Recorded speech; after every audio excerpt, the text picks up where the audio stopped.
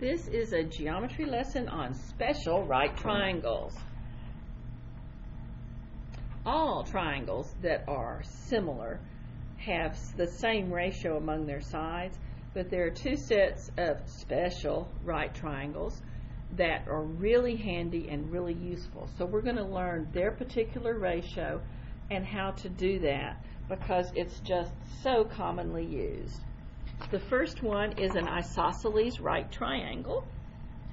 An isosceles right triangle. That is isosceles, of course the sides are the same.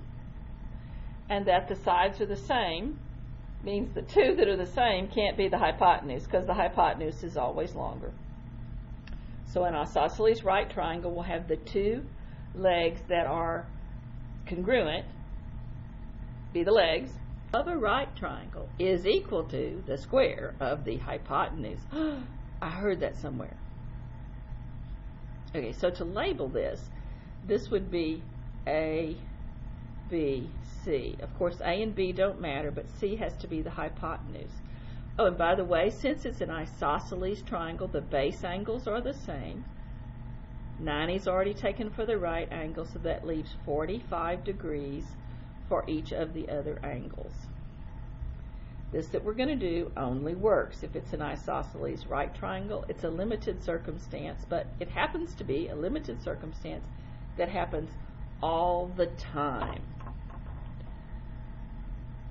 Since A and B are the same, the two legs are the same, I'm just going to call the distance, the length of A and B, x, and it's the same.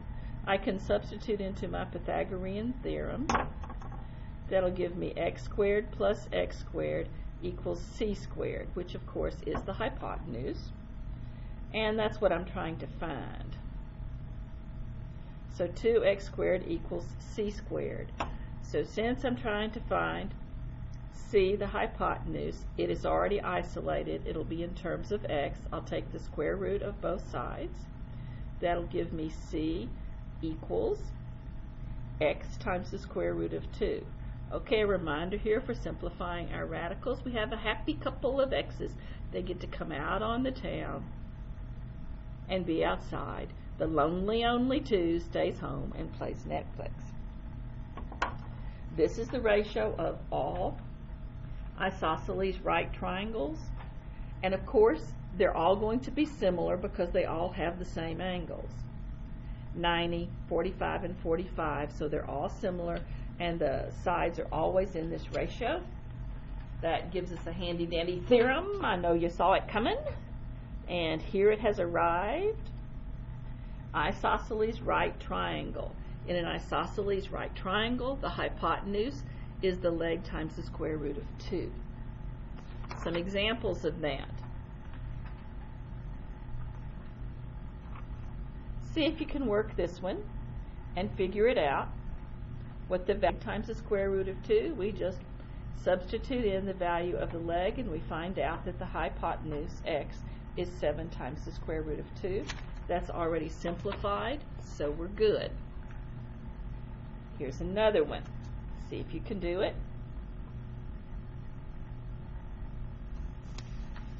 And here's the result, the answer.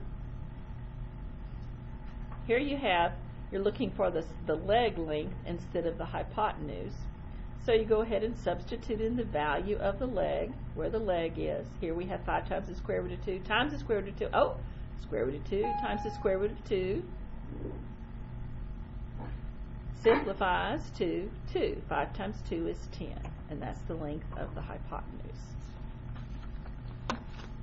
The next one, see if you can do this.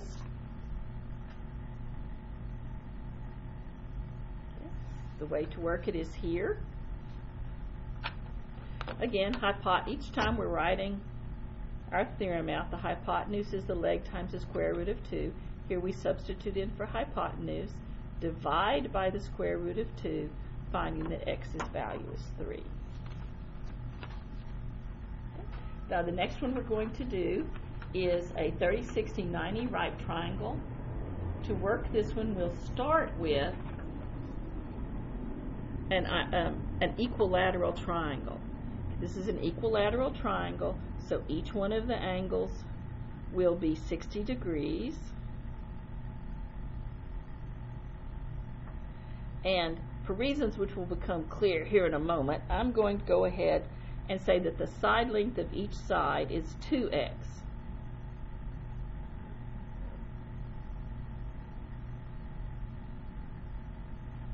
I'll take my handy dandy ruler, draw an altitude down to one of the sides. It'll be perpendicular, of course. Notice that that leaves 30 degrees for this one. This is a 30, 60, 90 degree triangle. Now you can tell now maybe why I chose 2x, because now half of the base is x. So the triangle I'm looking at here is this one here